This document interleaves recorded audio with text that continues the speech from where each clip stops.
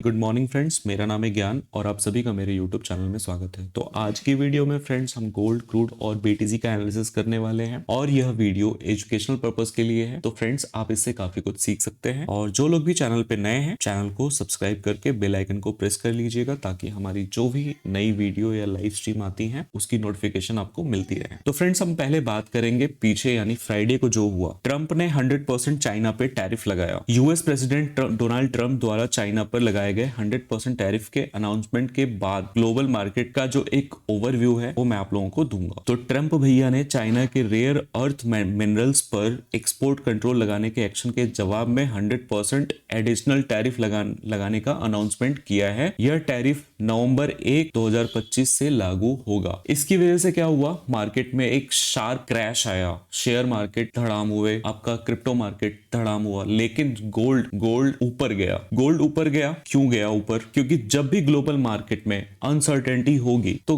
Gold जो है safe haven होता है। ट्रेड वार, जब भी ट्रेड वार होगा या फिर कहीं किसी देश में लड़ाई होगी, जैसे अभी बीच में आपने देखा होगा कि रशिया और यूक्रेन की लड़ाई और फिर इजराइल और ये आपका हमास जो है फिलिस्तीन की लड़ाई, उसमें भी जब ट्रेड वार मैंने जैसे बताया कि ट्रेड वार और जब भी लड़ाई होती है, वार होता है, उस सिचुएशन में गोल्ड में मार्केट में अनसर्टेनिटी रहती है और सेफ हेवन होता है गोल्ड, और गोल्ड के प्राइस बढ़ते हैं। तो जो कुछ भी हुआ जब टैरिफ लगाया गया तो मार्केट में अनसर्टेनिटी या लोगों में पैनिक था, जिसकी वजह से गोल्ड तो ऊपर गया लेकिन शेयर मार्केट और क्रिप्टो मार्केट नीचे आया। तो ग्लोबल अनसर्टेनिटी में गोल्ड एक ट्रेडिशनल सेफ हेवन है। ट्रेड वार बढ़ने से इसकी रैली होने की उम्मीद है, यानी अगले हफ्ते भी गोल्ड ऊपर रह सकता। हम लेवल्स चार्ट पे देखेंगे कि क्या लेवल्स होंगे जहां से हमें बाई या सेल करना देखना चाहिए। बाई की तरफ ही देखना चाहिए, बाई ऑन डिप सबसे बेस्ट तरीका है। तो एक मैसिव क्रैश आया क्रिप्टो मार्केट में, जो कि हिस्ट्री में सबसे बड़ा लिक्विडेशन है। 19 बिलियन से ज्यादा बीटीसी, अभी जो है बीटीसी 1,10,000 के आसपास ट्रेड कर रहा है और यहाँ पे एक स्ट्रॉन्ग सपोर्ट भी है। अगर ये लेवल टूटता है तो बीटीसी 1,02,000 के आसपास, 1,02,000 1,01,000 के आसपास आपको मिलेगा। तो ये सपोर्ट नहीं टूटना चाहिए। अगर ये सपोर्ट टूटता है तो बीटीसी फिर नीचे। हम चार्ट पे बात करेंगे। अभी जैसे गोल्ड का चार्ट मैंने लगाया हुआ है, लेवल सारे मैं हटाऊंगा। और फ्रेंड्स एक चीज और है कि मंडे जब मार्केट खुलेगा ना तो चांसेस ये भी है कि यहाँ पे गैप अप भी हो जाए, क्योंकि मार्केट में जो ये अनाउंसमेंट हुई थी ये आधी रात में हुई थी।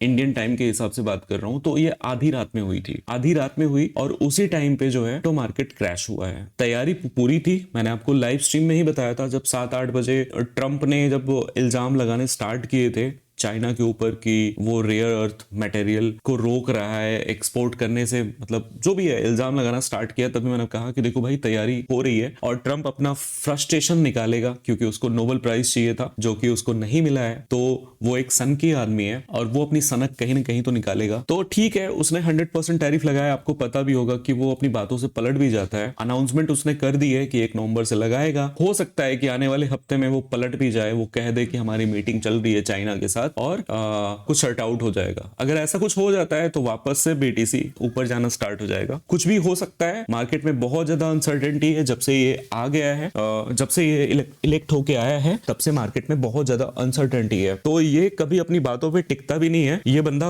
बहुत ही सनकी टाइप का आदमी है और इसको कहीं न कहीं फ्रस्ट्रेशन होता है। इसको सच बताऊं तो इसकी इज्जत बिल्कुल भी नहीं है भाई। ऐसा प्रेसिडेंट देखा नहीं मैंने अपनी लाइफ में, इतना सनकी आदमी। इसको नहीं मिला नोबेल प्राइज तो ये अपनी सनक कहीं पे भी निकाल देता है ना। लेकिन चाइना भी कम नहीं है। अगर चाइना भी रिटेलिएट करता है तो समझो मार्केट में और ज्यादा पैनिक क्रिएट होगा और उस कंडीशन में गोल्ड बुलिश ही रहने वाला है। तो ये एक लेवल है, ये एक रेजिस्टेंस लेवल है जिसको मैंने मंडे के लिए मार्क कर दिया है। मंडे को अगर यहाँ पे गैप अप या फिर ब्रेकआउट आता है, ब्रेकआउट आने के चांसेस बहुत ज्यादा हैं, क्योंकि जो हुआ है आधी रात, उसके बाद क्या हुआ कि मार्केट खुलेगा जब टोक्यो सेशन ओपन होगा। टोक्यो सेशन ओपन होगा तो चांसेस बहुत हाई है कि यहाँ पे गैप अप हो जाए या फिर ये ब्रेकआउट कर जाए। और ब्रेकआउट कर जाता है तो हमारा नेक्स्ट टारगेट रहेगा 4058 और मार्केट 4058 को भी ब्रेक कर सकते। तो मैं डिप से बाई देख रहा हूँ गोल्ड में और मंडे को मार्केट गैप अप भी दे सकता है। ध्यान से सुन लो, आप प्रिपेयर रहना पहले से ही। मंडे को मार्केट गैप अप भी हो सकता है और मान लो मार्केट जहां पे है, अगर यहीं पे खुलता है और ब्रेकआउट करता है तो ब्रेकआउट पे बाय देखेंगे और टारगेट मेरा होगा 4058 4060, ये मेरा टारगेट होगा। और सीधा मैं यहाँ पे गोल्ड को डिप से बाय देख रहा हूँ भाई, इसमें ज्यादा कुछ है ही नहीं। हाँ, नीचे का सपोर्ट क्या है, जो डिप से अगर बाय देखना है तो कौन सा सपोर्ट है, 3975 पे मिल जाता है तो बेस्ट बाय अपने को मिलेगी, अदरवाइज ब्रेकआउट बाय मैं यहाँ पे देखने वाला हूँ। और मेरा टारगेट मैंने बता ही दिया 4058 4060, और मैं इसमें बुलिश हूँ। अब मैं आ जाता हूँ बीटीसी में।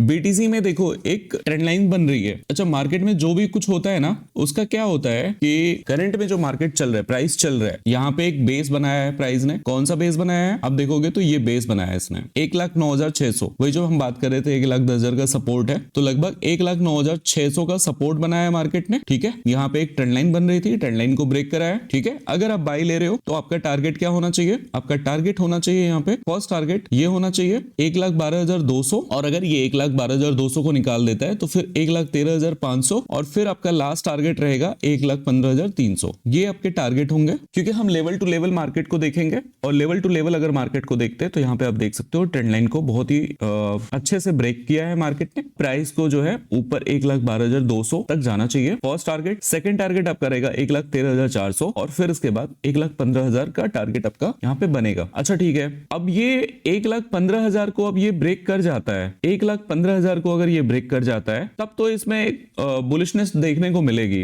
अदरवाइज इसका लास्ट 1,15,000 है, और ये 1,10,000 से 1,15,000 के बीच में ही रेंज बाउंड रह सकता है नेक्स्ट वीक। और अगर चाइना भी रिटेलिएट करता है तो मार्केट फिर 1,10,000 के सपोर्ट को भी ब्रेक कर सकता है। तो काफी ज्यादा इसमें वोल्टिलिटी आपको देखने को मिलेगी नेक्स्ट वीक भी, और गोल्ड में भी वोल्टिलिटी रहेगी, सारे पेयर्स में वोल्टिलिटी रहेगी नेक्स्ट वीक, क्योंकि जो चीजें हो रही है, क्योंकि कुछ भी हो सकता है ना। वो तो ये भी सकता है कि जैसे मैंने बोला कि ट्रम्प बोल दे कि हमारी चाइना से बातचीत चल रही है, इतना ही बोल देगा तो इतना ही मार्केट को कंफ्यूज कर देगा। मार्केट इस टाइम पे काफी ज्यादा कंफ्यूज्ड है और बहुत ज्यादा वोल्टिलिटी, भाई क्या ही कहें। हमें लेवल टू लेवल काम करना चाहिए। जब हम फ्राइडे को शाम को हम थे तो आपने पहले देखा होगा कि बीटीसी को हमने बाय किया, फिर सेल साइड पे भी मैंने स्कैल्प किया था। अगर वही ट्रेड में होल्ड कर लिया होता तो मेरा मैसिव प्रॉफिट बन रहा होता, लेकिन अब मुझे भी कहां पता था कि क्रैश आने वाला है। सेल साइड में था, मेरा अच्छा प्रॉफिट बन रहा था, मैंने निकाल दिया। क्रिप्टो मार्केट में वैसे ही वोल्टिलिटी बहुत ज्यादा होती है, वही है, मुझे भी पता नहीं था। अगर पता होता तो मैं भी ट्रेड को होल्ड करता लंबा और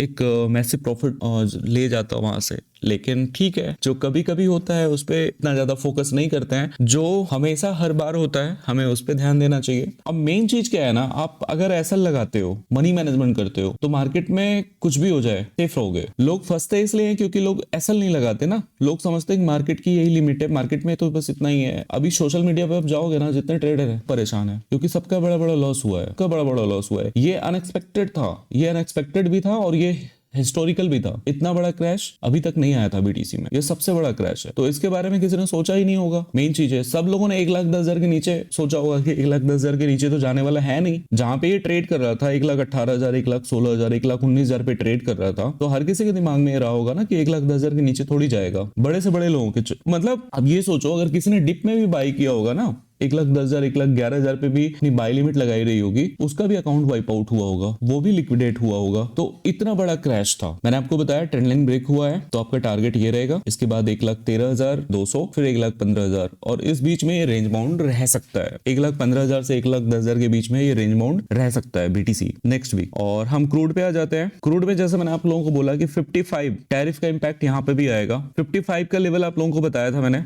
ये लेवल मैंने बताया हुआ था। इस लेवल से मैंने कहा था कि यहां से हम जो है बाई देखेंगे क्रूड ऑयल को। तो फ्रेंड्स, ये है मेरे लेवल क्रूड ऑयल में। अगर डिप से बाई देखनी है तो मैं इस लेवल से बाई देखूंगा, और बिल्कुल छोटे लॉट से ही देखूंगा कि मेरा लास्ट लेवल यही है क्रूड में बाई का, और मैं यहीं से बाई देखूंगा। डाउन ट्रेंड है, और मैंने कहा था कि क्रूड ऑयल में डाउन ट्रेंड ही है, काफी टाइम से डाउन ट्रेंड है ये। बाकी देखते हैं, इस लेवल पे आता है हमारा बाई वाला कैंडल बनाता है, फिर यहाँ से प्लान करूंगा मैं बाई का। और यही मेरा एनालिसिस है कि कल लाइव में मिलेंगे हम लोग 6 बजे। जो लोग भी चैनल पे नए हो, चैनल को सब्सक्राइब कर लीजिएगा। अगर आपको फ्री कोर्स चाहिए तो आप मेरे नंबर पे मैसेज भी कर सकते हो, आपको फ्री कोर्स मिल जाएगा। तो चलिए मिलते हैं कल, बाय बाय, टेक केयर।